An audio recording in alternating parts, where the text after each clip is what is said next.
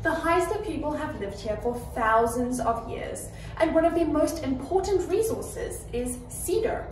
The lightweight and largely waterproof wood and bark were harvested and then used for a multitude of purposes, including making oars, canoes, houses, clothes, and medicine. Cedar was also used in the making of bentwood boxes, fishing nets, rope, masks, tools, decorations, and gifts to be given at feasts.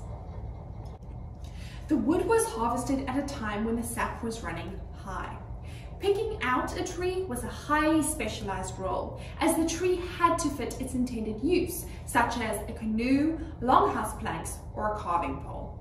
Before any harvesting was done, a prayer was said, giving thanks to the spirit of the tree, and felling was done with great care. It took many people to transport the felled tree back to the village, particularly if it was a larger specimen. One of the most common uses for cedar wood was in the making of bentwood boxes.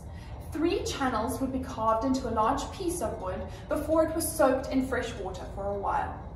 Then, the kerf lines would be placed over steam before the piece would be folded along those 3 lines.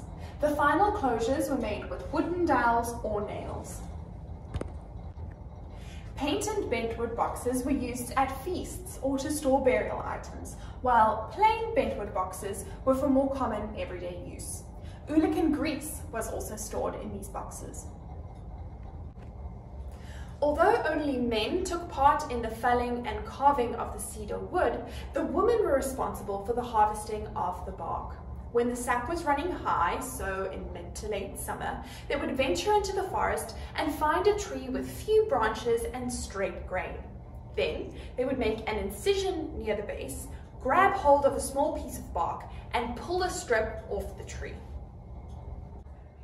The inner bark would be removed from the outer bark and left to dry for about a year before use. Some of its most prominent uses were in basket weaving and clothing making. The bark could be dyed red with berry juice or black with charcoal to create intricate patterns within the weaving. Cedar was a tremendous provider and valuable resource, and these are only a few examples of how it was used in the everyday lives of the Haisla people.